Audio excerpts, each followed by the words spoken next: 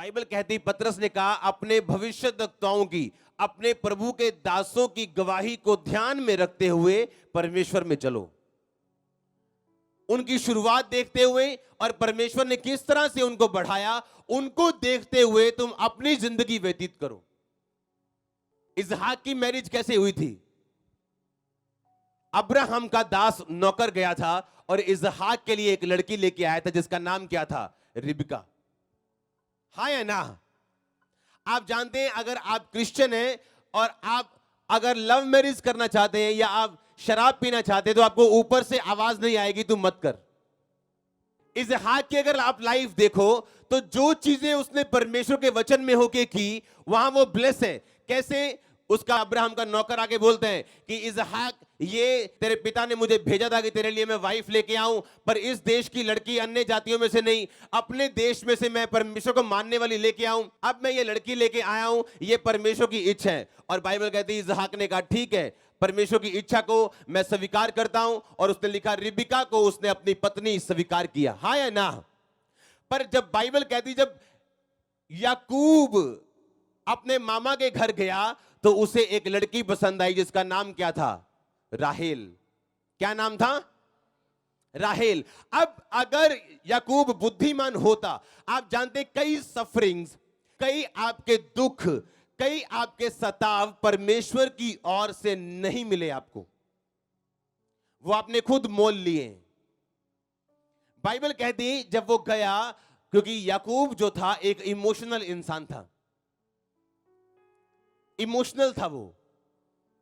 जब वो गया उस कुएं के पास, लिखा वो खड़ा था और उसने पूछा क्या लाबान यहीं रहता है? क्या लाबान अच्छा है? क्योंकि वो लाबान के घर जाना चाहता था और लोगों ने कहा हाँ लाबान ठीक है, देख उसकी लड़की राहेल अपनी भेड़ों को लेके आ रही है ताकि वो पानी पिला सके।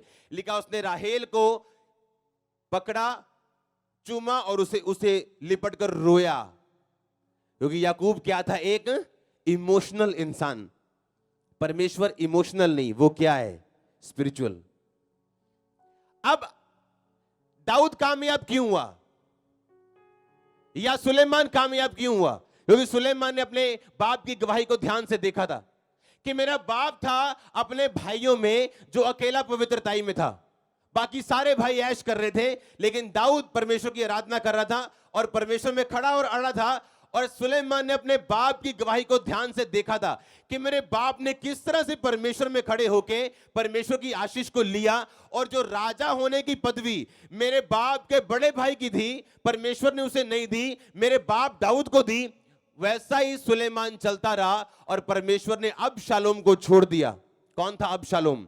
अबशालोम भी दाऊद का बेटा था, एक रानी का बेटा था, और उसका नाना क्या था? गशूर का राजा। अब अगर राजा बनाने के लिए सबसे बेस्ट कैंडिडेट चाहिए था तो वो अबशालोम था, क्योंकि नाना राजा था, मां राजकुमारी थी, पता था राजा कैसे बैठते हैं, उठते, कैसे काम करते हैं। लेकिन परमेश्वर ने किसको चुना? सुलेमान को चुना। हाँ या ना? आज कुछ लोग अपने लाइफ में धोखा खा के बैठे अपने बिजनेस पार्टनर से, इसलिए नहीं कि बिजनेस पार्टनर ने उनको धोखा दिया, वो इसलिए धोखा खा के बैठे हैं क्योंकि उन्होंने परमेश्वर को धोखा दिया और धोखा काटा संसार में से। आप भूल जाओ कि आप परमेश्वर को धोखा देंगे और संसार आपसे न्याय करेगा, भूल जाओ। हाँ, आप जो बोते हैं वो काटते हैं। अब याकूब को इस बात का ध्यान रखना चाहिए था कि मेरे फादर की मैरिज कैसे हुई थी। क्या मेरा फादर ढूंढने गया था रिबिका को? हाँ, क्या उसने अपनी आंखों से रिबिका को पसंद किया था?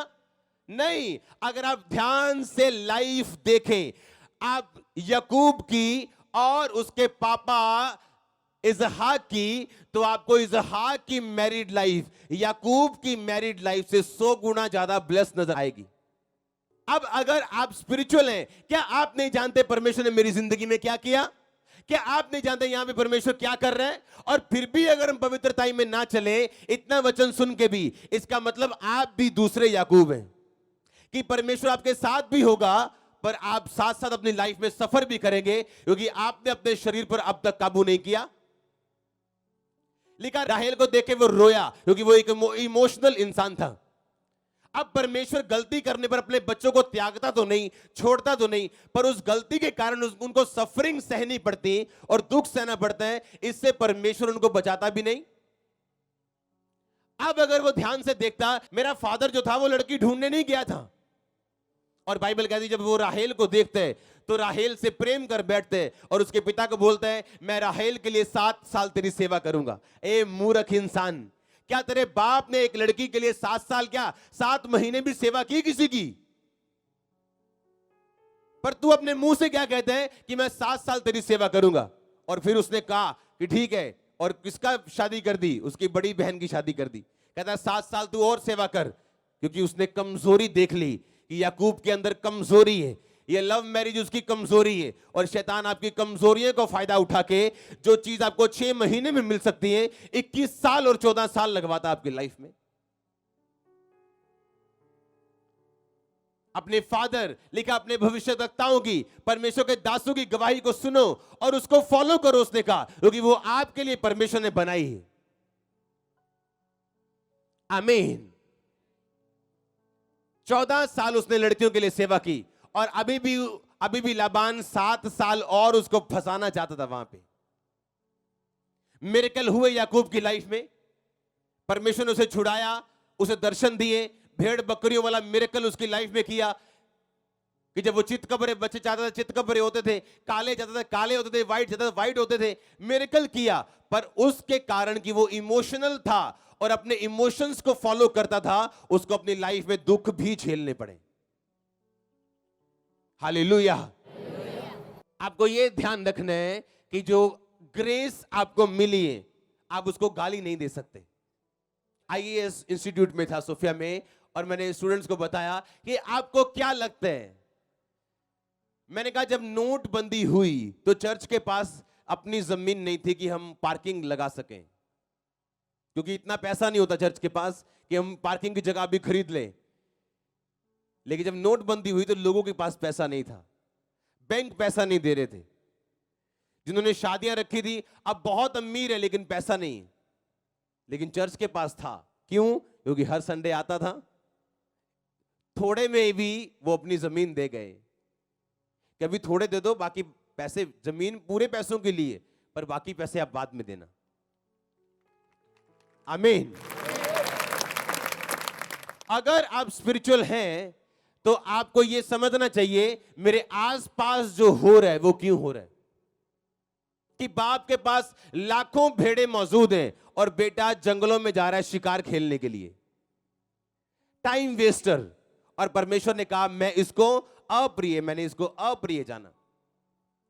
याकूब को मालूम है कि मेरे बाप ने मेहनत नहीं की ये सब कामों के लिए, कि मेरे धर्म और राज्य की खोज कर, सब वस्तुएं तेरे पीछे पड़ के अपने आप आएंगी तेरे पास। तो मेरे बाप ने इन चीजों के लिए मेहनत नहीं की। वो शाम को ध्यान करने के लिए मैदान में जाता था। मैं भी प्रभु की ओर ध्यान लगाऊंगा और परमेश्वर मेरा इंतजाम करेगा। पर बाइबल कहती है उसने अपनी आंखों की बात को सुना और 14 साल उस घर में सेवा करता रहा जहां उसकी अपनी सेवा होनी चाहिए थी, पर वो सेवा करता रहा। कुछ चीजें, कुछ डिसीजन आप लेते हो और परमेश्वर आपको मना नहीं करता, पर आपको उसका असर भी अपनी लाइफ में नजर आता है। परमेश्वर आपको छोड़ता या त्यागता तो नहीं है, पर आपको सफरिंग्स में से गुजरना पड़ता है। हालेलुया। जो चीजें आपको महान बनाती है वो क्या है? छोटी, पर है क्या? बड़ी। कि क्या आपको नहीं पता आपके फादर की टेस्टिमनी क्या है? क्या आपके स्पिरिचुअल मेंटर की टेस्टिमनी क्या है? तो उसकी टेस्टिमनी को क्यों नहीं फॉलो किया जाए और अपनी लाइफ में वो ब्लेसिंग्स हासिल की जाए? आमीन। और ये पॉसिबल था। सुलेमान ने किया ऐसा, अपने बाप की तरह चला वो और अपने बाप की तरह बना वो। बाकी भाई नहीं बन सके, अबशालोम नहीं बन सका, किसी को ताकत पे भरोसा था, कोई पाप में था, कोई केयरलेस था अपनी लाइफ में। पतरस ने कहा उन भविष्यद्वक्ताओं को जो तुमसे पहले थे, उनका एंड देख के, उनकी शुरुआत देख के परमेश्वर ने किस तरह से उनको बढ़ाया और आशीषित किया, तुम भी उन्हें फॉलो करो और तुम भी उन गवाहियों को देखते हुए परमेश्वर में चलो। मैं ग्रेस रिलीज करता हूं आपकी लाइफ में बिना सफरिंग के चलने की, राइट डिसीजन लेने की। आमीन। अगर ऊंचा और लंबा ये ब्लेसिंग आपकी है चर्च।